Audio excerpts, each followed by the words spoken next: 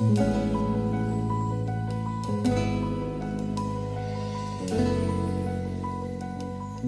nuestro proyecto de inclusión social con enfoque psicosocial ICEP se firmó un contrato del 546, se firmó en octubre del año 2011 y vamos hasta junio del 2014 con este contrato. Sigamos. Nosotros estamos con este proyecto en 71 municipios y un corregimiento. En la presentación que está ahí fue lo que pasamos, está dentro del contrato, habla de 70, pero acabamos de iniciar nuestro trabajo en el municipio de Acacías, a solicitud del señor gobernador del departamento del Meta, porque había un municipio que quedamos debiendo para la parte del trabajo en el departamento del Meta. Entonces estamos en los departamentos de Bolívar, Sucre, Guajira, Magdalena, Atlántico, Norte de Santander, Antioquia, Córdoba, Putumayo, Caquetá, Arauca, Meta, Valle del Cauca, Cauca, Chocó y Nariño. Sigamos. El proyecto ICEP, acompañando la vida que renace. Sigamos. ¿Por qué comenzamos con el proyecto ICEP? ¿Cómo se focalizaron la parte de los municipios? Los municipios fueron focalizados en los lugares donde más alto volumen de población en situación de desplazamiento teníamos. Pero el segundo criterio es los lugares donde teníamos cumplimientos, órdenes de sentencias nacionales, internacionales, donde teníamos autos de seguimiento y toda la parte de las sentencias de la Corte Interamericana de Derechos Humanos. También tuvimos en cuenta los municipios de consolidación territorial, algunos. Estamos en 31 de los municipios de consolidación territorial y los otros los municipios focalizados por la Comisión Nacional de Reparación y Reconciliación. Este proyecto tiene 4 ejes. Uno es sensibilización, el segundo es constructores de sociedad, el tercero es formación y desarrollo de capacidades y el cuarto es inclusión social. El primer eje que nos da es el eje sensibilización, permite a los grupos de destinatarios, a las organizaciones y a las autoridades locales apropiarse de los propósitos de este proyecto y asumir la metodología de enfoque psicosocial. Eso lo hacemos en sensibilización. El segundo, constructores de sociedad, pretende el fortalecimiento y consolidación de las organizaciones, de los grupos destinatarios para que se desarrollen acciones de planificación en las esferas política, social, económica, cultural y ambiental y brindar herramientas a los servidores que contribuyan a la planificación e implementación articulada de la política pública con enfoque psicosocial diferencial de las víctimas. Sigamos. El eje 3, formación y desarrollo de capacidades, contribuye a la reparación del tejido social mediante la resignificación de identidades, la recuperación de la memoria histórica y cultural, la resolución de conflictos y la autogestión. El cuarto, sigamos por favor.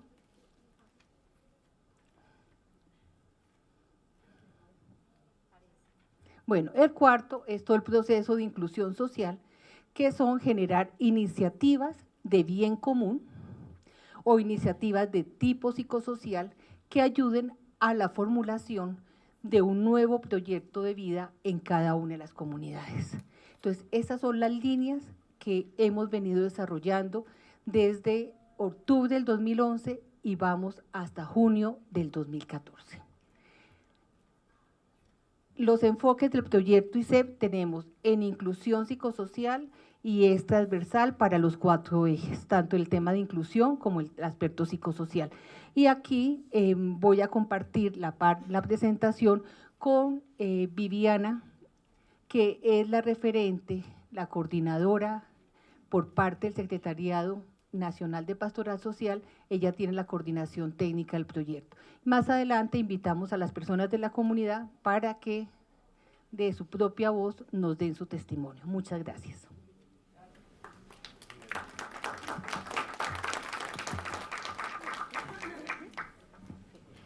Bueno, lo primero que habrá que decir y que quisiéramos que ustedes pudiesen ver, si me das la diapositiva anterior, es que este proyecto tiene dos categorías fuertes sobre las que nosotros trabajamos. La primera de ellas es la inclusión social, y nosotros hemos planteado la inclusión desde dos lugares distintos. Para la inclusión, lo primero que hemos dicho es que no se hace en el vacío. La inclusión para nosotros pasa por un sujeto, seguramente un sujeto político, ¿sí? Por la reconstrucción de una subjetividad de personas que en sus comunidades tengan o incrementen sus capacidades organizativas. Entonces, para nosotros la inclusión social también está referida a la posibilidad y potenciar los ejercicios organizativos de la mayoría, como lo veían esta mañana ustedes en cifras. Nosotros tenemos 220 organizaciones con las cuales estamos trabajando en el proyecto, organizaciones de mujeres, organizaciones indígenas, organizaciones afro, organizaciones de jóvenes, organizaciones de campesinos, ¿sí? ¿Qué nos interesa a nosotros en lo organizativo? Pues que haya una mayor fortaleza hacia el interior de la misma organización. ¿Interior en qué sentido? En el manejo, en la estructura misma de la organización, en el manejo de recursos o la autonomía institucional o la autonomía organizativa. Nos interesa que las organizaciones tengan por lo menos unas claridades y logren mayor coherencia entre sus objetivos o el objeto social de la organización y su trabajo con sus mismas bases organizativas, que pues como se denomina en los procesos de acción colectiva. Entonces, fundamentalmente nos interesa que las organizaciones estén mucho más fortalecidas, no solamente hacia el interior de ellas, sino que además de todo tengan toda la fuerza para poder hacer procesos de exigibilidad de derechos en los territorios. ¿Por qué nos interesa la exigibilidad de derechos? Pues, obviamente porque no podemos hacer inclusión social en un marco que no sea el marco de derechos. Nos interesa fundamentalmente que las organizaciones entiendan, como lo decía esta mañana la doctora Susana, cuál es la oferta institucional, es decir, insertarse también o hacer inclusión social a partir de la oferta institucional que hay en planes, programas y proyectos del Estado, desde un sujeto que se reconoce como un sujeto de derechos. Entonces, el proceso de fortalecimiento de organizaciones no solamente es en lo colectivo, sino que también es en lo individual, y trabajamos procesos de liderazgo y trabajamos con el grueso de la organización para que tengamos organizaciones cada vez más sólidas que nos ayuden en el proceso de restablecimiento de derechos. La mayoría de las organizaciones y su objeto social es el restablecimiento de derechos de personas, de sus asociados o afiliados, y casi que el 95% de nuestras organizaciones son organizaciones de víctimas, ¿sí? En multiplicidad de hechos victimizantes. En ese sentido, obviamente, entre mayor claridad en cuanto al enfoque de derechos se tenga, mayor posibilidad de aportar en ese restablecimiento de derechos de los afiliados. Entonces, como les digo, para nosotros la inclusión, líneas gruesas, excúsenme, pero yo realmente voy un poco de afán, dado el tiempo, pero también porque quisiéramos darle la palabra a las personas de las comunidades que realmente han vivido el proceso y que creo que tienen muchos más elementos que contarnos a partir de su vivencia. Entonces, líneas gruesas, esa es para nosotros la inclusión social, no se hace en el vacío, se hace también en un marco contextual e institucional.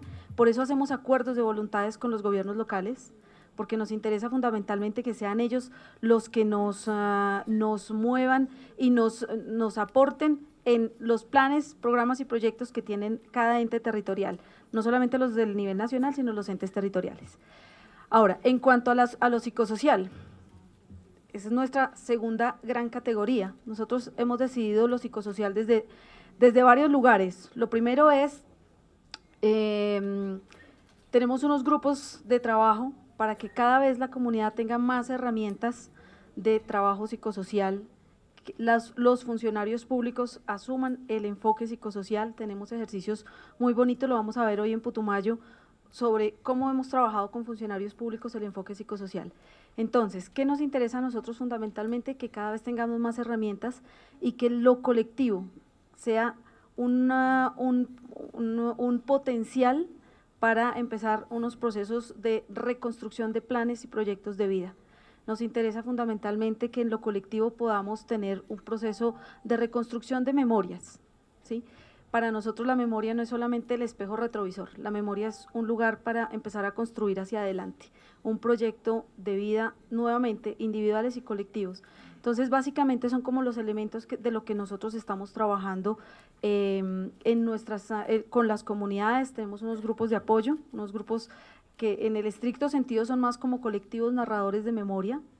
Tenemos unos grupos de multiplicadores que trabajan con la comunidad y que hacen unas acciones de réplica con la comunidad, unos ejercicios pequeños pensados más hacia la tramitación de situaciones tensas o conflictivas que puedan generarse, o cómo poder construir, cómo esos multiplicadores ayudan a repensar la vida de la comunidad y el plan comunitario, el plan de vida de la comunidad.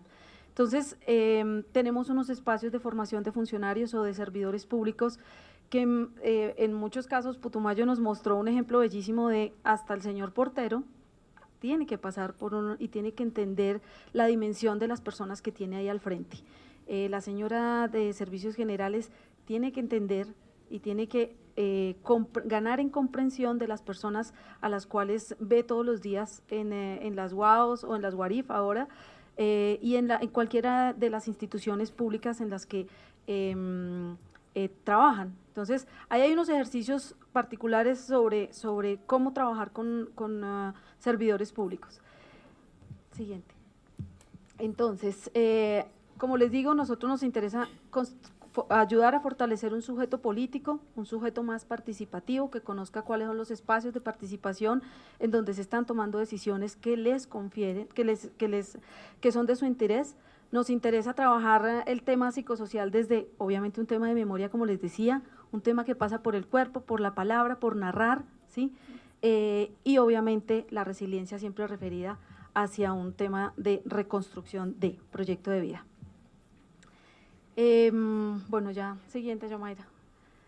Entonces, no, dale, estas estadísticas un poco para, nada, dale.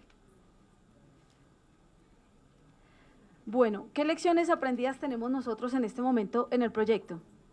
Uno, siguiente, es que hemos encontrado una gran receptividad con los entes territoriales, pero en la idea también de que el proyecto se convierta en un escenario articulador entre la institucionalidad. Quisiéramos ganar y queremos ganar en poder institucionalizar mucho más el país, en hacer llegar la institucionalidad a muchos municipios que hace rato como que no, o corregimientos que no logran llegar por muchas razones. Entonces, quisiéramos nosotros hacer este trabajo. Tenemos un ejercicio grueso de articulación con entes territoriales, de trabajo conjunto, tenemos mesas psicosociales en varios departamentos con los cuales empezamos a trabajar este tema y a discutir con la institucionalidad. Nariño tenemos una política pública de salud mental, y bueno, ¿cómo lo trabajamos ahí? ¿Cómo trabajamos en el Cauca? Tenemos una mesa psicosocial montada en Norte de Santander. Bueno, ¿cómo montamos y habilitamos espacios cada vez más amplios para el trabajo psicosocial? Siguiente.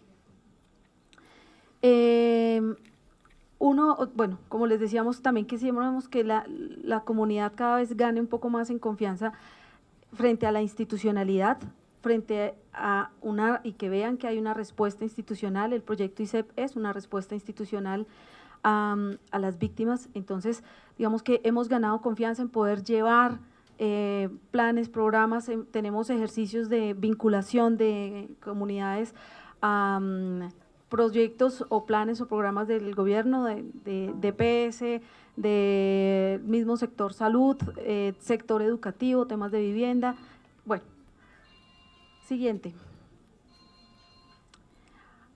Nosotros básicamente encontramos que tenemos casos particulares llevados al nivel nacional y para eso significa para nosotros tener un nivel muy amplio de comunicación entre nosotros como equipo, pero también con las redes y las plataformas institucionales que tenemos.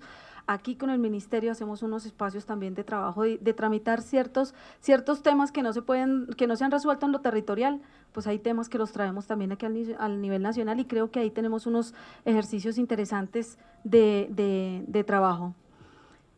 Obviamente la generación de confianzas, nosotros partimos de una relación más de organización acompañante respetando digamos que la autonomía organizativa, en un trato que para nosotros es muy importante con las comunidades de respeto, de cuidado, de escucha atenta siempre.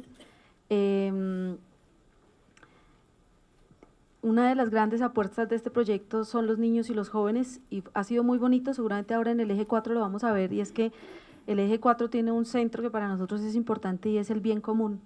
Y poner a la comunidad a pensar, el bien común nos ha dado una gran sorpresa porque la mayoría de las iniciativas que tenemos en los territorios son para los niños, para los jóvenes, para los adolescentes, y entonces nosotros estamos leyendo que el bien común que casi todos ustedes en las comunidades encuentran son los niños. Y eso nos da una visión absolutamente esperanzadora de como país, como proyecto de país. Si nosotros creemos que estos niños y los jóvenes no tienen por qué pasar lo que infortunadamente les ha pasado a otros acá, a los mayores, pues creo que realmente estamos haciendo una apuesta de futuro. Estamos tratando de proteger los niños, los jóvenes, protegerlos de procesos de reclutamiento, de procesos de desescolarización, de nuevos hechos victimizantes, y hay ahí muchos temas pensados en el bien común, como los niños como bien común de todos. Así que creo que eso es una de las grandes lecciones y una de las grandes, de los ejercicios más bonitos que tiene el proyecto en este momento. Bueno, trabajar en medio del orden público para nosotros ha sido súper complejo. Dejar de ir, desaparecerse por un tiempo mientras el asunto pasa, tener llamadas telefónicas solamente, acompañar por teléfono, acompañar por correos electrónicos. Hay momentos en que no podemos entrar a algunas zonas, y creo que particularmente este año ha sido un poco complejo para nosotros por los paros, bueno, creo que ha sido una complejidad, pero también para nosotros creo que el hacer parte de una red, no solamente institucional, sino también en este momento una red de iglesia, nos ha permitido también poder incorporar o poder entrar a algunas zonas, ¿sí? Tener la posibilidad de entrar como agentes pastorales, como agentes de la iglesia, realmente es lo que también nos permite sostenernos en los territorios, y eso es para nosotros un plus muy grande, porque sin ese manto protector no podríamos estar y acompañar las comunidades. Y yo creo que lo voy a dejar acá porque me están acosando. Adiós, muchas gracias.